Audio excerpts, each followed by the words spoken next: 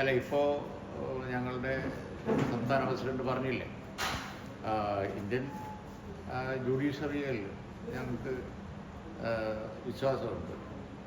കാരണം ഇന്ത്യയിലെ പ്രബല ന്യൂനപക്ഷ ജനവിഭാഗങ്ങൾക്കും ചിലത് പറയാനുണ്ട്.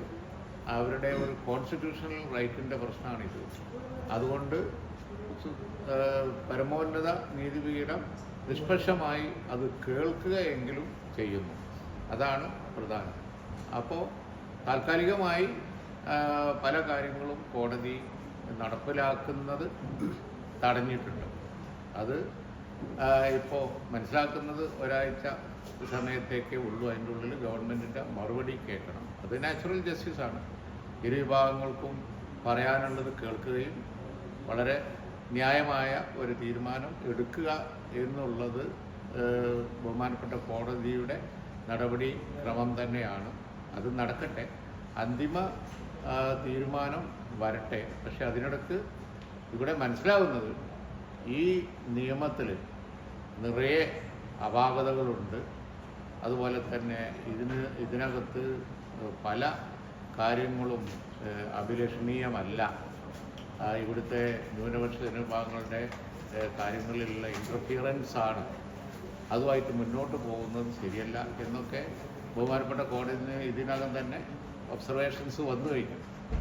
അത്രയും പ്രത്യാശ ഉളവാക്കുന്നു. അന്തിമ വിധി എന്താണോ എന്നുള്ളത് നമുക്ക് കാത്തിരിക്കാം.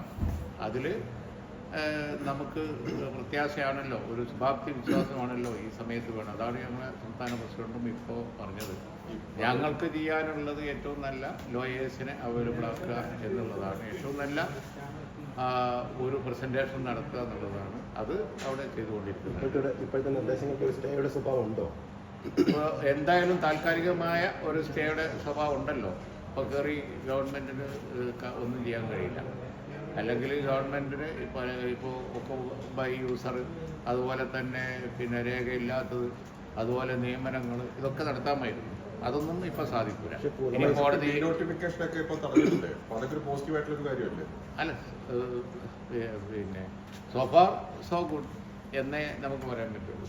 ഇപ്പൊ ഇതുവരെ കണ്ടത് വെച്ച് അത്രയും നല്ലത് അത്രേ പറയാൻ പറ്റുള്ളൂ. അപ്പോഴും പൂർണ്ണമായി സ്റ്റേ ചെയ്യില്ലെന്ന് കോടതി പറയുന്നുണ്ട്. അല്ല, പൂർണ്ണമായി സ്റ്റേ ചെയ്യാത്തതിന് കാരണം വേറെ ചിലതാണ്. അതായത് ഇന്ത്യയുടെ പരമോന്നത പാർലമെന്റ് പിന്നെ നിയമനിർമ്മാണ സഭ പാസാക്കി വരുന്ന പ്രസിഡന്റ് ഒപ്പിച്ച് വരുന്ന നിയമത്തിന് അതിൻ്റേതായ ചില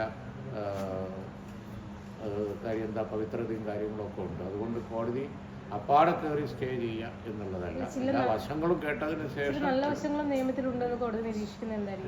അല്ല, അതന്നെ ഏത് നിയമത്തിലും പിന്നെ അങ്ങനെയൊക്കെ വരാലോ. അപ്പോൾ അതുകൊണ്ട് പൂർണ്ണമായ കാര്യങ്ങൾ കേൾക്കട്ടെ എന്നിട്ട് അന്തിമമായി പറയാം. ഇതിൽ പെട്ടെന്ന് കയറി നടപ്പിലാക്കാൻ പാടില്ലാത്ത പലതും ഉണ്ട് എന്നുള്ളതാണ് ഇപ്പോഴത്തെ കാര്യമായി. ഏത് നിയമവും അപ്പാടെ കോടതി കേട്ടപാട് സ്റ്റേ ചെയ്യുന്ന പതിവില്ല. അതുകൊണ്ടാണ് സ്റ്റേ ചെയ്യാത്തത്. പക്ഷെ ഒരാഴ്ചത്തേക്ക് തടഞ്ഞിട്ടുണ്ട്. അത്രയും പ്രത്യാശയാണ്. ഇനി കോടതിയുടെ അന്തിമ ഓർഡർ അതിൽ നമുക്ക് ശുപാർശ. ഏതായാലും മുസ്ലിങ്ങളല്ലാത്തവരെ നിയമിക്കില്ല എന്ന് കേന്ദ്ര സർക്കാർ പറഞ്ഞിട്ടുണ്ട്. ഉറപ്പ് നൽകണമെന്ന സ്ഥിതിയിലേക്ക് എത്തിയിട്ടുണ്ട്. അതെ, അതിപ്പോൾ ചില ഒബ്സർവേഷൻസ് വളരെ സ്ട്രിക്റ്റ് ആണ് എന്ന് തോന്നുന്നുണ്ട്. അന്തിമ ഓർഡർ വരുന്നവരെ നമ്മൾ പറയുന്നത് ശരിയല്ല. നേരത്തെ മാധ്യമങ്ങളെ കണ്ടപ്പോൾ പറഞ്ഞത് ഈ മുനമ്പം വിഷയത്തിലെ മുസ്ലിം ലീഗാണ് മുതലെടുപ്പ് ശ്രമിക്കുന്നത്. അതായത് ക്രൈസ്തവ വിഭാഗങ്ങളിലെ ചില വർഗീയ സ്വഭാവമുള്ള ആളുകളെ കൂട്ടുപിടിച്ചുകൊണ്ടാണ് ഇത്തരം സമീപനങ്ങളിലേക്ക് പോകുന്നത്. ശാന്തമായിട്ട് മുനമ്പം വിഷയം തീരുമാനമെടുക്കുന്നത് തടയുന്നത് ലീഗാണെന്നാണ് പറയുന്നത്. ലീഗ് കൂടിയാണെന്നാണ് ഭരിക്കുന്നവർ തന്നെയല്ലേ, ഞങ്ങളല്ലല്ലോ. ഭരിക്കുന്ന കക്ഷിക്ക്, ഭരിക്കുന്ന ഗവൺമെൻറ്റിന് രണ്ടു കൂട്ടരെയും വിളിച്ച് തീർക്കാവുന്ന ഒരു പ്രശ്നം വച്ച് നീട്ടുന്നതാണ് അവർ ചെയ്യുന്ന ഏറ്റവും വലിയ തെറ്റ്. ഞങ്ങൾക്ക് എന്തായാലും റോള്, അവർക്ക് അധികാരം കയ്യിലുണ്ടല്ലോ. രണ്ടു കൂട്ടരെയും വിളിച്ച് വരുത്തിയതിനു ശേഷം ഈ കാര്യത്തിൽ രമ്യമായ ഒരു തീരുമാനം ഉണ്ടാക്കാൻ കഴിയുന്ന ഏറ്റവും നല്ല അധികാരം കയ്യിൽ വെച്ചിട്ടാണ് ഇതൊക്കെ പറയുന്നത്. അതുകൊണ്ട് ആ പറയുന്നത് അതിലൊന്നും ഒരു കാര്യമില്ല. അവർ ഈ മുനമ്പം പ്രശ്നം കാര്യമില്ലാതെ വെച്ച് നീട്ടി കഴിയുന്നത്ര രാഷ്ട്രീയ മുതലെടുപ്പ് നടത്താൻ നോക്കും. ചർച്ചയ്ക്ക് വിളിച്ചിട്ടുണ്ട്. ആര് ഈ CM. അതെ അതെ, അത് ചർച്ച എന്ന് പറഞ്ഞ അനന്തമായി നീട്ടാവുന്ന മറ്റൊരു വഴിയും ആണല്ലോ. അതായിരിക്കും, അല്ലെങ്കിൽ ഇതിനകം തന്നെ ഇത് തീരുമാനിക്കാമായിരുന്നു. ഓക്കെ.